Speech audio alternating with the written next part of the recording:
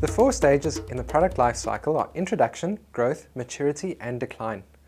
There is a generic cash curve that is applicable to a product life cycle, but the cash curve can be altered, so it is important to understand this curve and the factors that can influence it. With this knowledge, we would be able to make informed strategic decisions and predict the likely cash effects. Let's consider Airborne Limited, a company that prides itself on engineering and providing the latest air transportation in the market.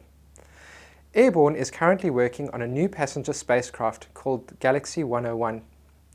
Planning and development of Galaxy 101 started on the 1st of January 2016 and is expected to continue for 10 years before being launched in the market.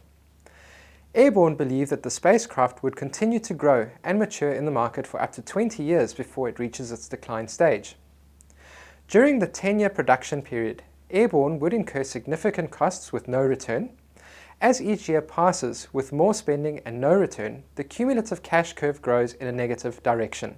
However, on the 1st of January 2026, when Galaxy 101 is launched in the market, Airborne would start receiving cash inflows from its sale to major airlines. This would mean that the cumulative negative cash would be negated and the curve starts to move back to zero, which is the break-even point. As each year passes, additional Galaxy 101 crafts would be ordered and sold. This means that each year the cash curve would move in a positive direction as a cumulative cash surplus grows. Now that we understand the generic cash curve applicable to Galaxy 101, we can predict the cash effect of different strategic decisions. For example, assume that the board of Airborne wanted to launch Galaxy 101 in the market on the 1st of January 2020. This effectively reduces the production phase to just 4 years. As such, Airborne would need to employ additional builders, engineers, and pay overtime, and so it would incur much more costs within that 4-year period. The effect would be a steeper negative slope of the cash curve within this 4-year period. However, the launch in the market would be 6 years earlier than previously scheduled, and thus there would be greater time allowed for the initial steep negative cash curve to return to a positive surplus.